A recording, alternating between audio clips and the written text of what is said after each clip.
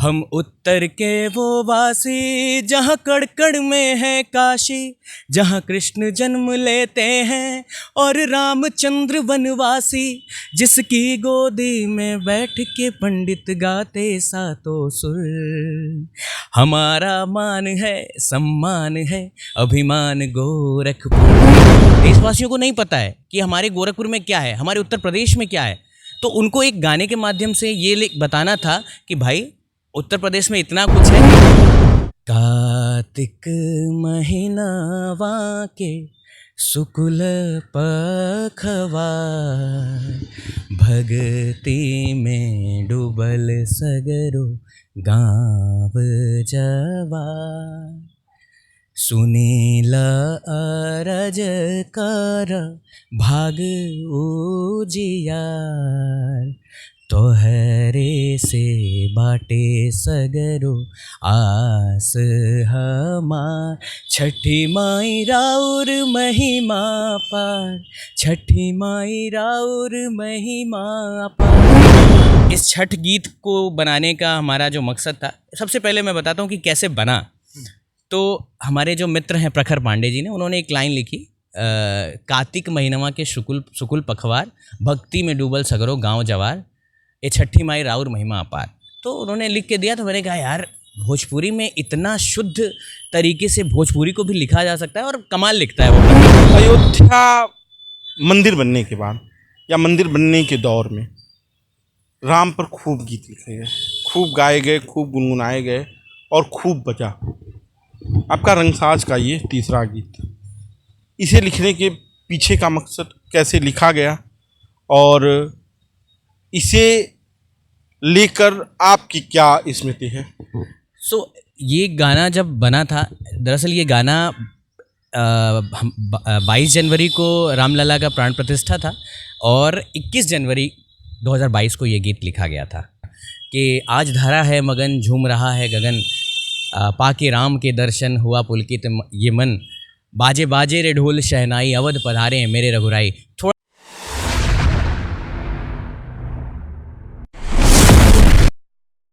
नमस्कार, मेरा नाम शशांक है और आप बेधड़क खबर देख रहे हैं।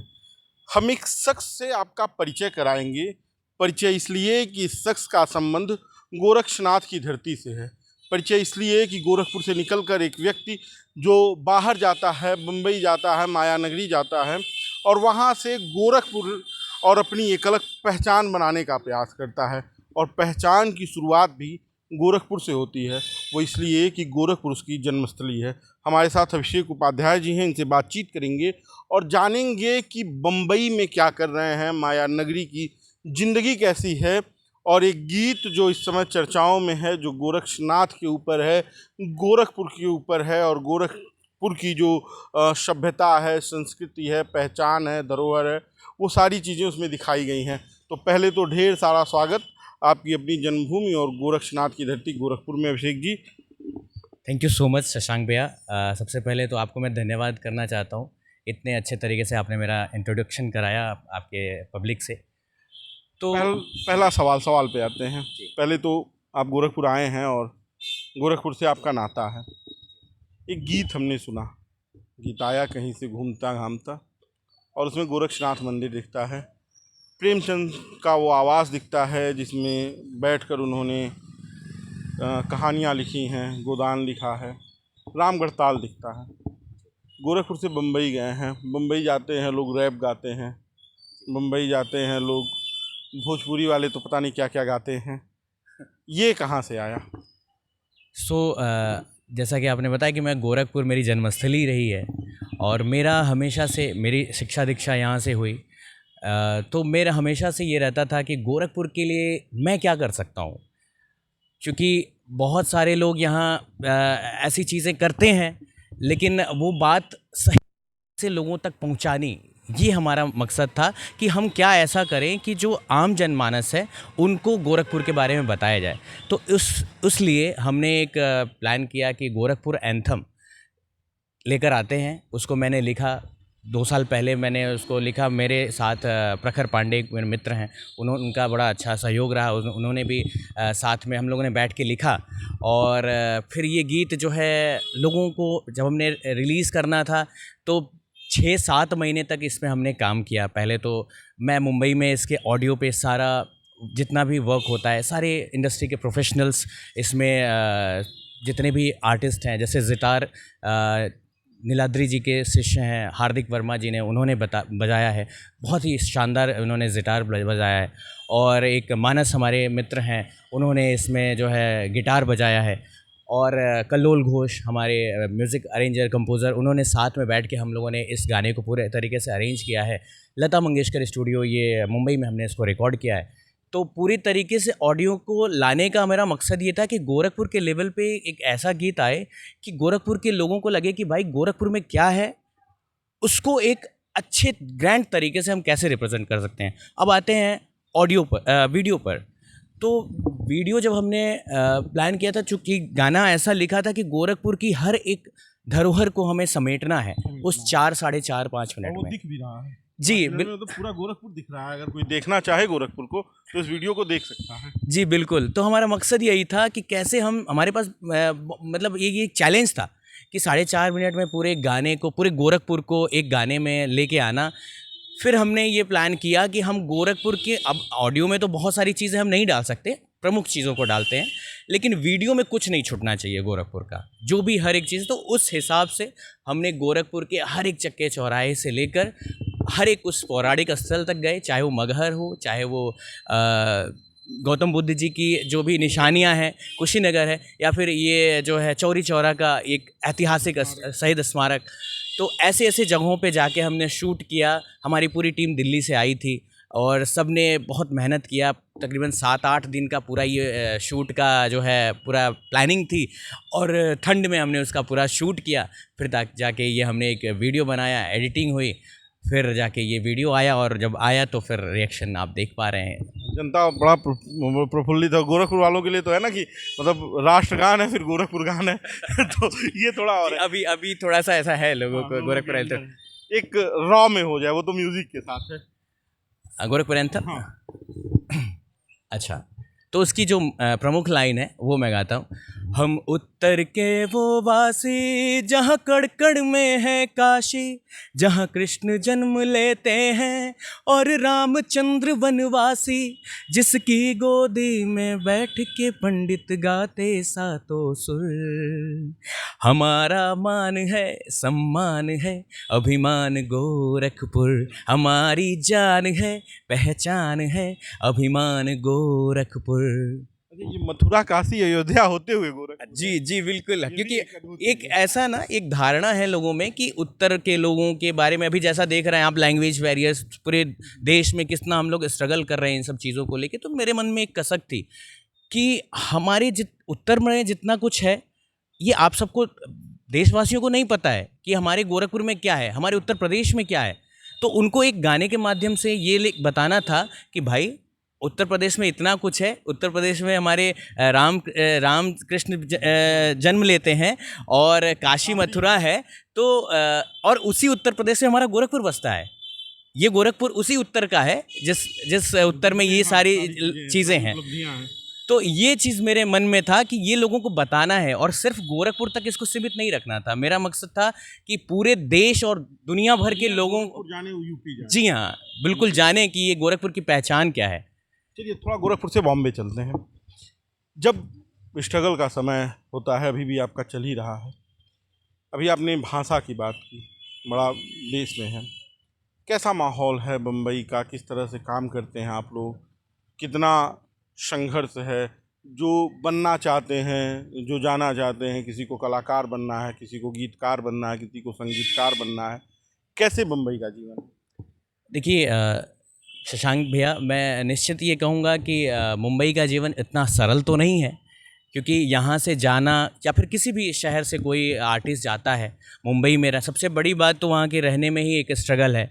मैंने देखा है, मेरे बहुत सारे ऐसे मित्र हैं जो 8-8, 10-10 लोग एक ही कमरे में रहते हैं, एक छोटा सा कमरा है उसमें लेकर रहते हैं, तो स्ट्रगल कर रहे हैं क्योंकि उनको अपने चीज़ों पे भरोसा है, वो कायम है कि एक ना एक दिन लक्ष्य की प्राप्ति होगी, तो वो लगे हुए हैं। और अगर बात करें कि मुंबई में रहने की और क्या क्या दिक्कतें हैं, तो दिक्कतें तो खैर रहना है, खाना पीना है। वहाँ पे आप एक बार रह रहे हैं तो वहाँ की लाइफस्टाइल मेंटेन करना ही, क्योंकि वहाँ एक आप जानते हैं कि वहाँ के लोगों में एक लाइफस्टाइल थोड़ा सा नेक्स्ट लेवल का है, तो वहाँ एक अच्छा इनकम आपका नहीं होगा, तो फिर आदमी थोड़ा सा परेशानियों में रहता है, थोड़ा सा डिप्रेशन का शिकार हो जाता है कि यार मेरे से हो नहीं रहा है।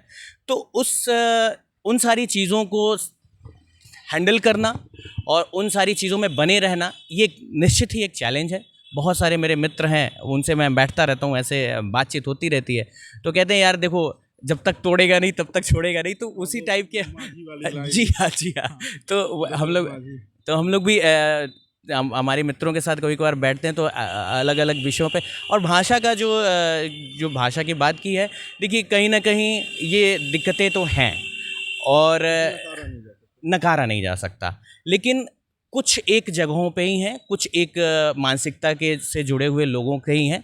पूरे मैं कहूँ कि पूरे तमिलनाडु या फिर पूरे मुंबई या फिर कहीं सबकी मानसिकता किसी जगह से जोड़ा नहीं जा सकता। हाँ, किसी एक पर्टिकुलर एक व्यक्ति से जोड़ा जा सकता है, स्थान से नहीं जोड़ा। जी बिल्कुल नहीं जोड़ा सकता। ये चहचहाट सुनाई देती है बॉम्बे में? बॉम्बे में सुनाई देती है, दिल्ली में नहीं सुनाई थी, मैं दिल्ली में भी रहा हूँ। मैं जहाँ पे रहता हूँ वो वहाँ पे गौरैया वगैरह कभी कभार आती हैं, क्योंकि हमारा थोड़ा सा समंदर के किनारे, मैं वर्सोवा में रहता हूँ, तो वहाँ पे कभी कभार ये चहचहाट मिलती है। के साथ चहचहाट भी सुनाई देती है। बम्बई से गोरखपुर आते हैं, नवंबर का महीना, दीपावली के आसपास का छठ। एक गीत आपका बड़ा प्रचलित है, कैसे लिखा गया, क्या है, और उसका भी कुछ रहो।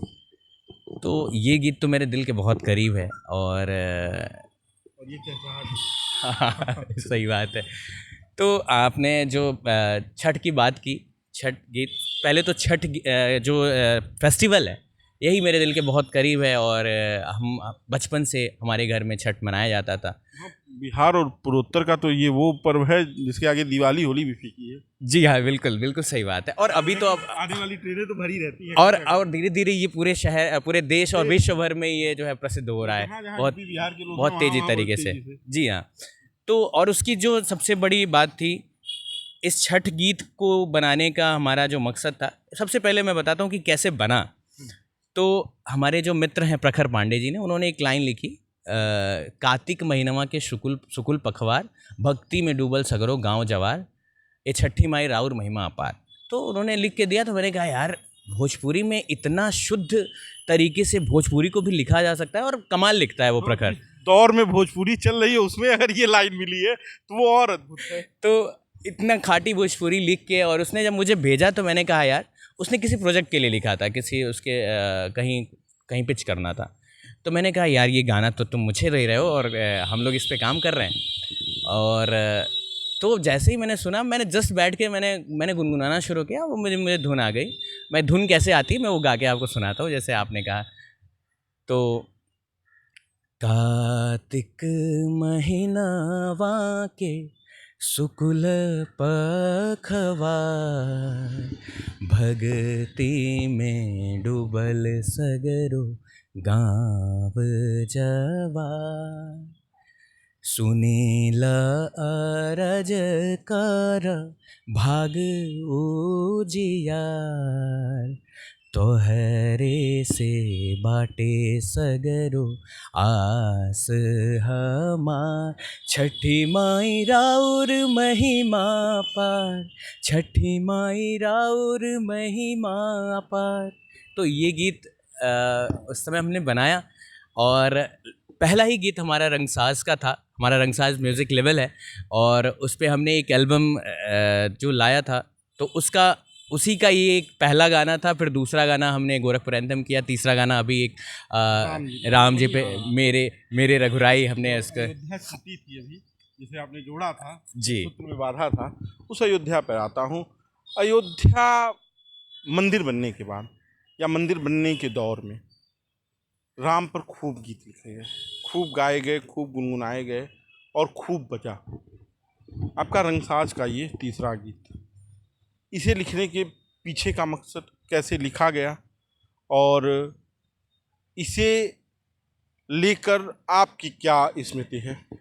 सो ये गाना जब बना था, दरअसल ये गाना 22 जनवरी को रामलला का प्राण प्रतिष्ठा था और 21 जनवरी 2022 को ये गीत लिखा गया था शाम को। तो चूंकि एक दिन में ये गाना बना के ला पाना तो मुश्किल था, तो मेरे बड़े भैया हैं पंडित सौमित्र चंद पांडे जी, तो उन्होंने ये लिख के दिया कि अभिषेक देखिए इसमें क्या हो सकता है, कुछ कंपोज हो सकता है क्या, कि आज धरा है मगन झूम रहा है गगन, पाके राम के दर्शन हुआ पुलकित ये मन, बाजे बाजे रे ढोल शहनाई अवध पधारे हैं मेरे रघुराई। थोड़ा सा उनमें थोड़ा सा अलग तरीके से लिखा हुआ था। फिर उसको मैंने जब कंपोज किया तो इंस्टेंटली मैंने उनको कॉल किया, उन्होंने कहा यार ये तो बहुत अच्छा है, तुम इसको कल कर सकते हो क्या? हम कहे भैया कल कर पाना, अभी मुझे उस समय दिल्ली में रह रहा था, मैंने कहा अभी तो पॉसिबल नहीं, इसको हम आराम से करेंगे और अच्छे से लेकर आएंगे, क्योंकि ये गीत बहुत ही अच्छा उन्होंने लिखा था कि पूरी सृष्टि कैसे खुशियाँ मना रही है रामलला के अयोध्या विराजने पर।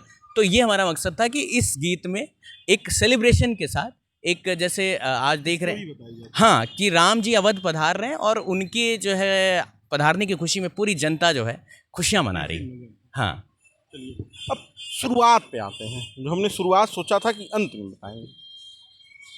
गीत लिखना, गीत गाना, ये बड़े मन की बात है। किसी भी चीज़ को करने के लिए उसे मन की चाहत तक ले जाना, अंदर तक ले जाना, उस कुएं तक ले जाना बड़ा ज़रूरी है। कैसे शुरुआत हुई इन गीतों की, कैसे? देखिए बचपन से ही मेरा संगीत के प्रति बड़ा लगाव था, रुझान था। मैं घर में कोई और? घर में कोई ऐसा प्रोफेशनली तो नहीं, मेरी माँ थोड़ा मोड़ा गाती हैं, तो शायद मुझे माँ से ही मिला होगा। और तो बचपन से ही जब मैं बहुत छोटा था तो मैं जब कुछ गाता था तो बड़ा प्रशंसा होती थी, मुझे तो नहीं पता था मैं क्या गा रहा हूँ, लेकिन लोग बोलते थे तुम बहुत अच्छा गाते हो। तो फिर वो गाते, फिर मुझे थोड़ा सा अपने अंदर एक आने लगा कॉन्फिडेंस कि मैं स्टेजेस पे जाके डरता नहीं था, बेखौफ गा के चला आता था। फिर मुझे एक दो जगह ऐसे कंपटीशन में मैं गया, मजाक मजाक में चीज़ें हो गई, तो मतलब मुझे प्राइजेस मिलने लगे। तो मुझे रियलाइज़ हुआ कि नहीं, इसको अभी मुझे सीरियस लेना पड़ेगा। और उसी दौरान मैंने यहाँ पे गोरखपुर में ही सीखना शुरू किया म्यूज़िक। फिर उसके बाद से 2-3-4 साल यहाँ पे मैंने म्यूज़िक सीखा। फिर उसके बाद से मैं चला गया बनारस। वहाँ बनारस पता था कि बनारस तो संगीत का गढ़ है, तो जी वहाँ पे बहुत सारे विद्वान पंडित लोग वहाँ पे अपनी संगीत की शिक्षा दे रहे हैं। तो मैं चला गया और मुझे किसी के माध्यम से पता चला कि बीएचयू में अच्छा संगीत का दिया जाता है ज्ञान। तो मैं वहाँ पे चला गया और मैंने बीएचयू के एंट्रेंस में मेरा एक अच्छा रैंक लेकर मैं आया वहाँ पे और मेरा एडमिशन हो गया। फिर मैंने बीएचयू में रह के वहाँ पे मास्टर ऑफ म्यूज़िक की मैंने डिग्री हासिल की और वहीं रह के 3-4 साल मैंने म्यूज़िक पे थोड़ा काम किया और क्लासिकल म्यूज़िक सीखा। थोड़ी बारीक नॉलेज जो कहते हैं उसको मैंने जानना शुरू किया। और फिर मेरा मन हुआ कि अब चूँकि क्लासिकल के बाद मेरा ये था कि थोड़ा सा वेस्टर्न को और थोड़ा सा टेक्निकल म्यूज़िक की जो टेक्नोलॉजी होती है, जो उसकी टेक्निकलिटीज़ होती है, वो सीखने के लिए मैं दिल्ली चला गया। मैं 1.5-2 साल दिल्ली में रहा। वहाँ पे मैंने म्यूज़िक प्रोडक्शन वगैरह का थोड़ा सा सीखा। फिर उसके बाद से अभी मैं पिछले 1.5 साल से मुंबई में हूँ और रंगसाज हमारा चल रहा है। रंगसाज के ऊपर काम चल रहा है। अभी आने वाले समय में 2-3 गीत और पाइपलाइन में रंगसाज के। एक सवाल वही था कि रंगसाज चल रहा है, आने वाले समय में अयोध्या हो गई, गोरखपुर हो गया और छठ से शुरुआत ही हुई।